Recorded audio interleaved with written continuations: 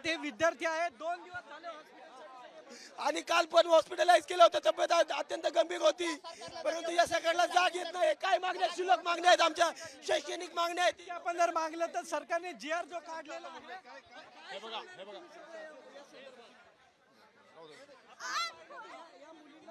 या ठिकाणी त्यांची प्रकृती जी आहे ती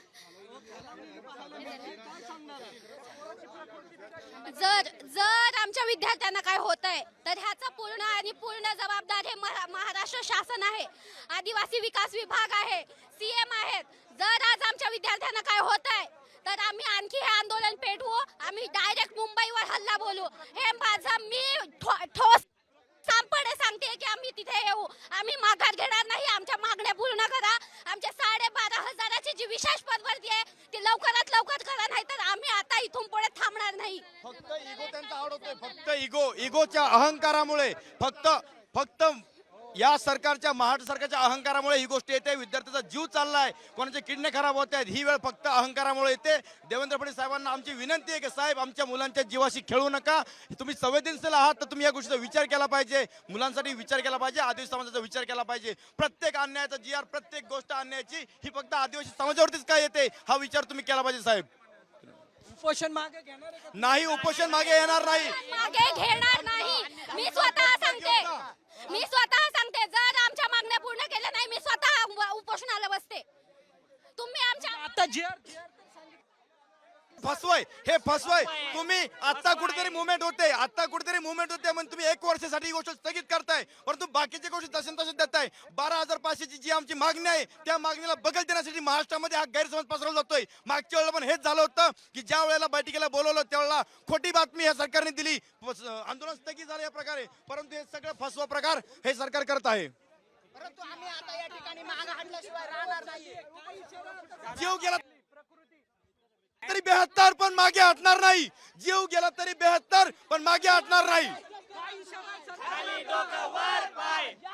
आम्ही आंदोलन काही सोडणार नाही. तीव्र करू आम्ही हे आंदोलन जे आहे ते तीव्र केलं जाईल असं या विद्यार्थ्यांचं म्हणणं आहे. आता जर बघितलं तर या ठिकाणी हे सगळे पदाधिकारी जे आहेत ते आलेले आहेत आणि या ठिकाणच्या मागण्या ज्या आहेत त्या मान्य झालेल्या नाहीत. तुम्ही आलात या ठिकाणी, मागण्या मान्य नाही आहेत, सरकारला जाग येत नाहीये.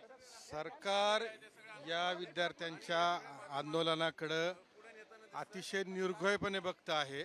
आता मला वाटतं आदिवासी मंत्र्यांची काही एक प्रेस पाहिली, त्यांना स्वतःलाही या विद्यार्थ्यांच्या मागण्या खऱ्या अर्थाने माहितीत, कारण इथून त्या प्रेसमध्ये बघायला मिळालं. त्याच्यामध्ये कुठेही ज्या सगळ्या मागण्या त्यांनी मान्य केल्या त्यातली एका मागणीबद्दल त्यांनी एक भाष्य केलं. ते भाष्य देखील नक्की काय आहे हे देखील त्यांना सांगता आलं नाही. ते एकात्मते ते म्हणतात की ती वयाची जी अट आहे ती रद्द केली, शिथिल केली, याचं देखील विश्लेषण या सरकारला करता आलेलं नाही. या विद्यार्थ्यांच्या जीविताला जर काही झालं तर त्याला फक्त आणि फक्त सरकार जबाबदार असतं. काय इशारा आहे आता? इशारा काय आहे? जर या आजच्या दिवसामध्ये जर हे झालं नाही तर आम्ही पूर्णपणे रस्त्यावर येणार आणि शासनाला सांगणार. मुलींच्या अनेक समस्या आहेत, मुली बसलेल्या आहेत. हे शासन किती निर्दयी आहे. एका बाजूला लाडकी बहिणीची योजना देतं आणि ह्या मुलींना गेले अनेक दिवस काहीच फॅसिलिटीज देत नाहीये. या सरकारचा निषेध करण्यासाठी आम्ही या ठिकाणी आहे आणि या सरकारला आम्ही इशारा देऊ इच्छितो, आजच्या दिवसात जर तुम्ही मुलींच्या मागण्या पूर्ण केल्या नाहीत तर महाराष्ट्रात या सगळ्या तमाम लाडक्या बहिणी तुम्हाला फिरू देणार नाहीत. हीच आम्ही या ठिकाणी सरकारला इशारा की आपण जर पाहिलं तर या लाडक्या बहिणींना फिरू दिलं, सरकारला फिरू दिलं जाणार नाही अशी भूमिका जी आहे ती घेतलेली पाहायला मिळते.